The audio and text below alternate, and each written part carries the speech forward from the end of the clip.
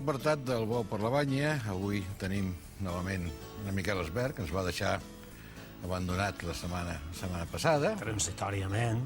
Guanyat a pols, vull dir que no hi ha res a dir. I contem com invitats a l'Ulfer Engels, nascut a Alemanya, crec. Sí, és correcte. I ara en Tomeu Martí, de l'Obra Cultural Balear, amb qui parlarem a partir d'ara. I bueno, Miquel, benvingut una altra vegada. Ben trobat. I aquest bon senyor tu el coneixes i vols demostrar que amb 9 anys o 8 anys es pot parlar un perfecte català rama mallorquina. Molt bé. El gust de conèixer l'Estat molt. Jo no el coneixia prèviament, però ja puc dir que sí que el conec. I allò que és interessant en el seu cas és perquè d'aquesta procedència moltes vegades s'entra en qüestió si són capaços o no capaços d'entendre la nostra situació lingüística, cultural, de poble. I jo crec que en el cas seu no és que no només no l'ha entès, sinó que l'ha assumida perfectament bé. O no és així? Quan tu vas venir aquí, sabies on venies o no? Fa 9 anys, quan vas venir. Bé, no va pensar serà que cada dia en català, no? No. Ni mallorquí. Com va ser però això? clar, sabia que hi havia una altra llengua, però pensava que en principi eren normalment en castellà. Clar, és que tu vares venir a fer una feina relacionada amb els idiomes, relacionada amb llengües, que era venir a fer de traductor. Sí, clar. Perquè, clar, tu professionalment, acadèmicament, tens uns estudis importants de dret i uns estudis importants de finances, entre d'altres coses, tens dos doctorats relacionats amb aquest tema. Per tant, venies a fer una feina de traduir què? Què te plantejaves tu quan vas començar a fer això? Una de les feines més importants eren les traduccions dels contractes de finques pels alemanys que volien saber en què inverteixen els seus tubers. Clar, aleshores els explicaves les coses, els temes d'en castellà, els passaven al seu idioma, descodificant I correctament, també, no? Correctament, i explicant les trampes possibles que hi pogués haver o les confusions. Clar, però és que quan feia d'haver una setmana que eres aquí, o un poc més, vares entrar en contacte amb una altra realitat lingüística d'una manera important. Com va ser això? Bé, el primer contacte era amb l'obra cultural.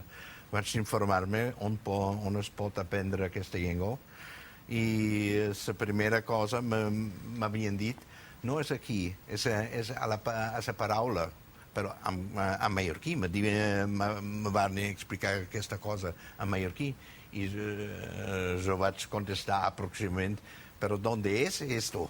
M'havien dit, bé, passa per la plaça d'Espanya i després el carrer Alcover i ara ja ho trobes.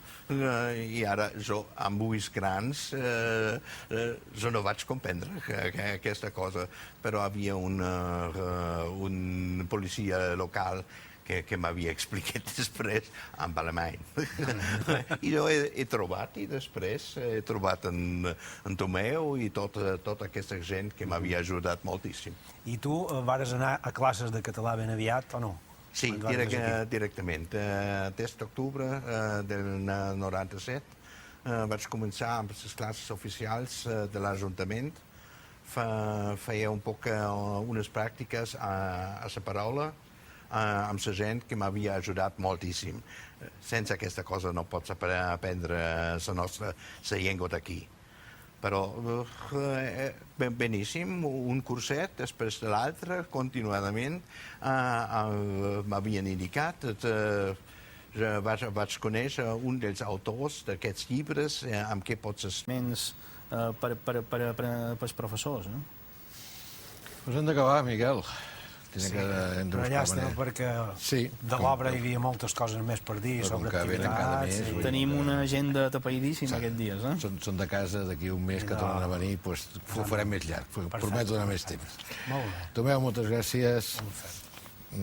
Ulfer. És que això... José és més fàcil, que consti, Aquests podien canviar el nom i seria això d'Ulfer Engels, encara en costa. Moltes gràcies, i Miquel, fins la setmana. Fins la setmana. Si dices buenos días, siempre te responden buenos días. Y te sonríen y tú sonríes y el camarero te pregunta lo mismo de siempre. El Partido Popular no han querido firmar. Cuestión objetiva. El 90% de la población española no ha querido firmar. Por lo tanto, los resultados no pueden ser peores. Esto sin entrar en la consideración de si las firmas aprobarían un examen sobre su autenticidad. Cuestión objetiva. En la pregunta, ¿dónde dice que lo que se está pidiendo es un referéndum contra el Estatuto de Cataluña? La he ido 10 veces y no lo veo. Habla de igualdad en las prestaciones públicas. ¿Se refiere a que Navarra tiene más que Baleares? Habla de igualdad. ¿Está hablando del rey y ahora se ha vuelto republicano el Partido Popular? ¿O el problema es que les han faltado bemoles? Para que la pregunta fuera llanamente, ¿está usted de acuerdo con el Estatuto de Cataluña? Señor Rajoy, ¿qué artículo del Estatuto le da a los catalanes más derechos o más obligaciones? Explíquemelo. ¿Qué artículo le da más prestaciones públicas? Anda, deje de engañar y dígaselo a sus lectores, porque ni esto se lo creen. El problema es querer llamarse nación. O sea que Valencia puede ser país y puede ser reino. Euskadi fue durante años País Vasco. Mallorca puede ser como Navarra, reino. Asturias puede ser principado. E incluso hay cientos de libros y artículos que hablan de la nación andaluza. ¿Dónde está el problema? Rajoy decía en febrero del 2005, hace solo un año, al Endacari Ibarretxe, porque tenía la intención de convocar un referéndum. Señor Ibarretxe, temo que su referéndum lo único que conseguirá es que no se respete la ley y que se sienten precedentes. Ni siquiera el presidente del gobierno puede convocar un referéndum sin la autorización de estas Cortes. Y si alguno lo hace, prevarica, es decir, se sitúa fuera de la ley. Debo decir con honestidad cómo me engañó este hombre. Al final resultará que Aznar era un liberal convencido. Vivir para ver. 30 segundos, tornem vostès. Gràcies.